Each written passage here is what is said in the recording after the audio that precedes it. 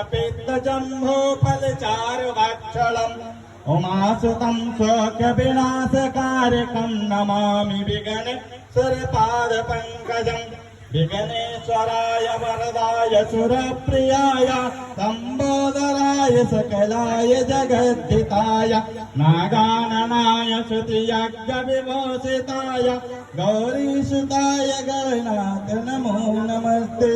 वन्दे देव उमापतिं सुरगुरुं वन्दे जगत्कारणं वन्दे पन्नगभूषणं मृगधरं वन्दे पशूनां पतिं वन्दे सूर्यशशङ्खवन्दिनयनं वन्दे मुकुन्दप्रियं वन्दे भक्तजनाशयं च वरदं वन्दे शिवां शङ्करम्।